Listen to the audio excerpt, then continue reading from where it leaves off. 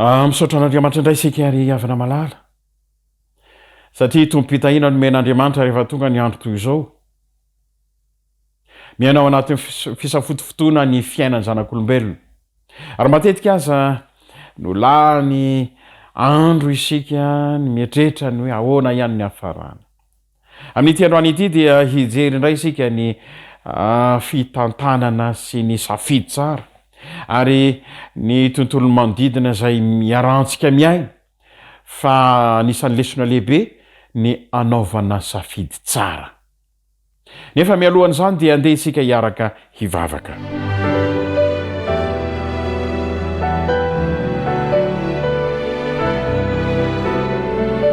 Tompo be fitiavana indrindra sy masina any an-danitro, misaotra anao izay satria nomenao tompo-pitahiana mandrakariva iarahanay aminao amin'izao fotoana izao. Na dia tsy mendrika ny zanakao azy izahay dia nomenao kosa mba handraisanay anjara fitantanana sy fitahiana eo ambany fiahinao.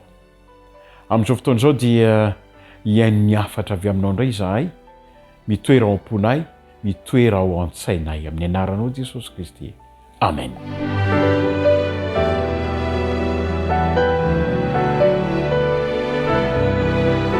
Ny tsokevitra ho raisina dia miodidina ny toetry ny vady andefimandry ry havana malala, manoloana ny safidy izay ataonao. Ataontsika manahoana ny vady andefimandry manoloana ny safidy amin'ny fanarahan'Andriamanitra. Misy toe-javatra anankiray izay hanamariana ny hoe tena mitovy ny mpivady. Eo amin'ny tontolo fanambadiana ry havana malala dia misy mandrakariva ny tsy fitovian-tsaina. Indraindray aza eo amin'ny sehatry ny sakafo fa mpivady amin'ny fankaty reto mpivady reto. Fa rehefa teo amin'ny sehatry ny sakafo dia tsy mifanaraka satria rehefa tonga ny fety lehibe ny taom-baovao dia misafidy ramatoa fa vorotsilozany tsara indrindra. Fa irangah kosa dia misafidy fa ny sakafo tiany indrindra dia ny tsaramaso. Angamba miometsika manoloana izany toe-javatra izany kanefa izany no anompanana fa olona samy hafa na ny mpivady aza manoloana ny safidy sy izay tiana ka miteraka fahasamihafana rehefa mitranga ny toe-javatra mamay indrindra eo amin'ny fiainana. Angamba mety hoe likanina loatra ny andaniny ka nitondra tsy fahasalamana ho azy ny fihinanana ny sakafo izay tiany indrindra. Dia mandatsa ny etsy an-daniny manao hoe zange miteny aminao fa noho ny fanaovanao an'izao na izatsy ny nahatonga an'izany ry havana malala. Safidy manahoana ny misy ao anatin'ny tokantranonao ary miray fo amin'izany ve ny vady andefimandrinao eo amin'ny fiainana. Fa rehefa hijery isika ry havana malala momba ity tantaran'i Joba ity dia somary miova endrika amin'ny fomba fiatrehintsika ny toe-javatra mihitsy no lesonao tsoahana amin'ity androany ity satria raha ny herinandro rao dia tsy mivohy intsony isika momba fahorian'i Joba izay fantatritsika loatra. Fa hijery akaiky kosa ny hoe manahoana ny alalan'ny safidy mora miova vesa azo antoka kosa ny amin'ny fiatrehana hatramin'ny farany. Izao no fanambarana ry havana malala. Ny ao amin'ny Joba 2:10. Rehefa tratran'ny toe-javatra mafy indrindra i Joba. Ny 9:7 dia izao no fanambarana, ny 9:7 sy ny 10. Ary hoy ny vadiny taminy, mbola mitana fahamarinanao ihany va ianao. Hay fantatry ity vadiny ity ry havana malala fa olo-marina i Joba, miara-miaiky amin'Andriamanitra fa olon'ny fahamarinana izy. Ilay Andriamanitra mihitsy mantsy ny teny tany am-boalohany tamin'ny Joba 2:1, ny 9:7 fa olona mahitsy i Joba, olona marina i Joba. Ary amin'izao fotoana izao ihany koa dia misy ampahanteny izay ambanan'ny vadiny amin'ny Joba manao hoe mbola hitana ny fahamarinanao ihany va ianao. Hay na hivadin'i Joba na Andriamanitra dia samy mahafantatra fa marina i Joba. Lesona ngezabe anankiray ry havana malala. Ny vadinao ve dia afaka hiteny fa olo marina ianao. ary Andriamanitra ihany koa dia andresy lahatra fa hiteny aminao manao hoe olo-marina ianao. Mbola hitana ny teny fahamarinana ihany va ianao? Mbola hitana ny fahamarinanao ihany va ianao? Dia izao ntoiny, mahafoizan'Andriamanitra ianao dia aoka ho faty.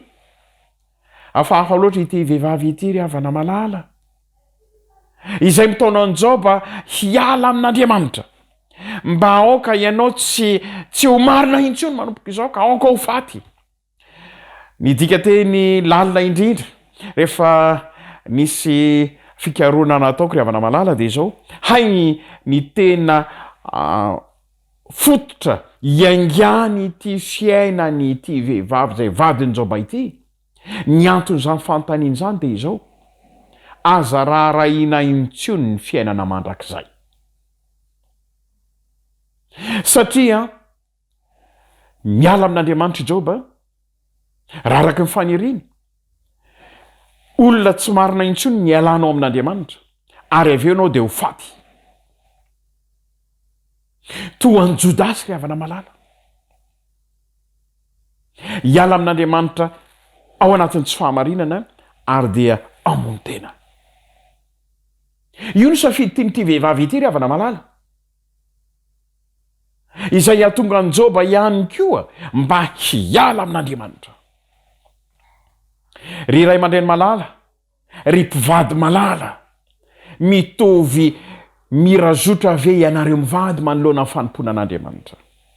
Izao no tenin'ny Joba ry havana malala, ny 1:10 fa hoy izy taminy, tahaka ny tenin'ny anankiray amin'ny vehivavy adala ny teninao. Moa ny soa ihany fanoratsika amin'Andriamanitra fa tsy ny ratsy koa. Ity tenin'ny i Joba ity ry havana malala dia nataony mivantana, nataony anindrona hatramin'ny fakamaintin'ny tsy fahatserovantena, mba ahatonga fisainanao amin'ny vadiny Joba. Fa ny fitahiana noho ny fahamarinana zay nizoran'ny Joba hatramin'izay ene, nahatonga ny fiainantsika toy izao e. Ary fantatsika fa nitahy antsika Andriamanitra. Ka rehefa lalovana fangidina ao anatin'ny fehim-potoana fohy ve ianao ny ry vady malalako, dia hiala amin'Andriamanitra dia ahafohy ny fiainana mandrakizay? Tsia!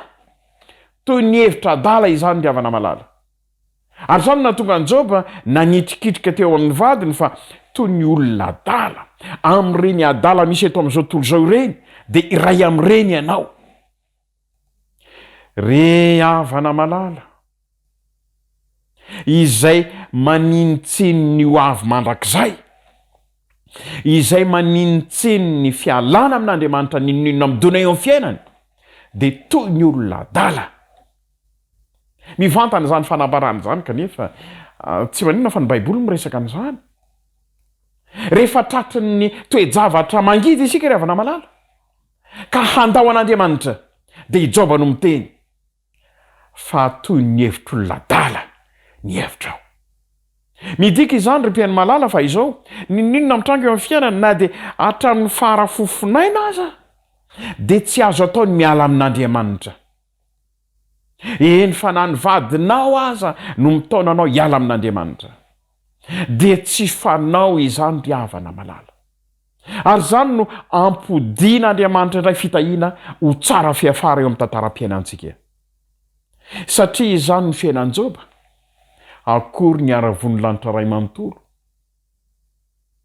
mba hamerina indray ny atsarana ny mihoatra noho ny tamin'ny voalohany indrindra aza teo amin'ny fiainan'i Joba.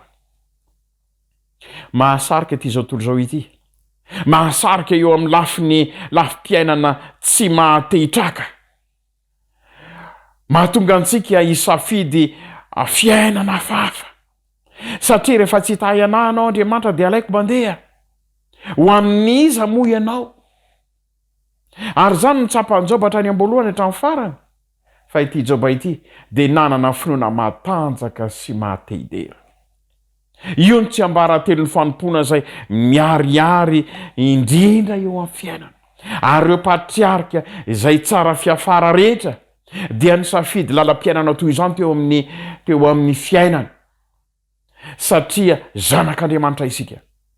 Ka na dia misy aza ny famoizana malala ao anatin'ny fiainana tokantrano, izay anisan'ny fahoriana mangidy indrindra eo amin'ny fiainana, dia tsy azo ataony miala amin'andriamanitra.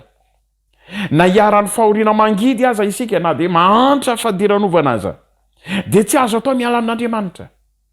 Na dia manenjika antsika ary zao tontolo izao dia tsy azo ataony miara amin'andriamanitra. Eny fa na dia tsy hamonjy antsika aza Andriamanitra, hoy Daniela, izaho kosa tsy ankoka aminao. Mafy loatra izany finoana izany. Ry havana malala, izany no tia nampitaina amin'ity androany ity. Fitahiana amin'ny fitahiana no tian'Andriamanitra omena anao dia ny safidiananao ny fiainana mba tsy hifidy ny fahafatesana. Hisafidy fiainana miorom-paka satria fantatro fa velona ny mpanavotra. Anisan'ny zavatra anankiray mampiorokoditra ny mahita ny mambry ny fiangonana, mahita ny kristianina mikodidi manatonantsana rehefa tratry ny famoizam-po eo amin'ny fiainana. Ary rehefa zoina ny tantara dia tsy Andriamanitra na tonga aniny famoizam-po tamin'ny fiainana iny fa Satana izay mietraketraka. Hay rehefa mietraketraka aminao Satana dia tezitra amin'Andriamanitra ianao dia miala amin'Andriamanitra. Dia heverinao fa ho fitahiana izany, hamoizana ny fiainana mandrakizay zany ry havana malala. Zany ve ny safidinao? Tsia. Manomboka izao avereno indray mba ho kitihina toy ny tsy nahy mainty ny firendrehana. Ity nataony Joba ho an'ny vadiny ity dia nitenenany manao hoe toy ny hevitry ny vehivavy adala, toy iray amin'ireny olona adala eto amin'izao tontolo izao ireny ny hevitra ry vady malalako. Tsy nisaraka tamin'ny vadiny izy fa nosariny kosa mba hanatona an'Andriamanitra amin'ny mpanetrentena. Ry havana malala amin'ity androany ity, fantatro fa manitrikitrika loatra zany fanambarana zany. Ary mety misy olona voadona mihitsy aza angamba hoe adala zany zay niala teo amin'ny fiangonana. I Joba no miresaka ry havana malala. Ary ny tenin'Andriamanitra no manitrikitrika na izao na ianao. Fa ny tena tian'Andriamanitra dia ny tsy hisafidy lalana mikodidio amin'ny fahafatesana isika. Fa ny lalana hisandratra ho any an-danitra, hizotra ho amin'ny fiainana mandrakizay isika.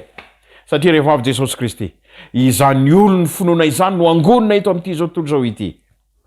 Hizotra amin'ny taridalana feno sy indrindra dia Jesosy Kristy ilay nombola teo amin'ny hazo fijaliana nitondra fandresena ho an'izao tontolo izao ary dia ho any an-danitra isika hitoetra mandrakizay. Fifaliana ary fifaliana ho ahy ihany koa. Ny ahita ny tsiraray avy ifanatitava amin'izay fotoana izay ary iona isika, ifamina isika manao hoe voavitra isika noho ny fahamendrehan'ilay zanak'olon'Andriamanitra. Ilay fahasoavana, ny fitahiana, ny fiadanana, ny fitiavan'Andriamanitra anie ho anao. Hisafidy tsara mandrakariva anie ianao ny inona zava-mitrango eo amin'ny fiainana. Ary hisafidy ny ho any an-danitra mandrakariva anie na dia mangidy aza ny zavatra trehina izay ao anatin'ny feom-potoana vetivety monja eo amin'ny fiainana. Satria ny fampodiana amin'ny laoniny ho fahasambarana dia efa planin'Andriamanitra ho an'ireo izay rehetra miantehitra aminy. Andriamanitra ho fahasoavana omba antsika, hitantana antsika mandrakariva ka dia ho feno fiadanan'Andriamanitra ny ho avintsika ry havana malala. Hiaraka hivavaka isika.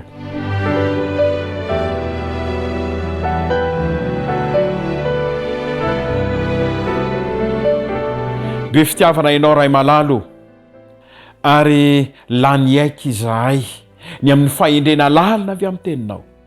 Mahatonga anay iray safidy lalina amin'ity androany ity ka hanana safidy tsara eo anatrehanao. Ninonina midona, ninonina miatra ary ninonina sedrainay dia safidy ny hanompo anao izahay.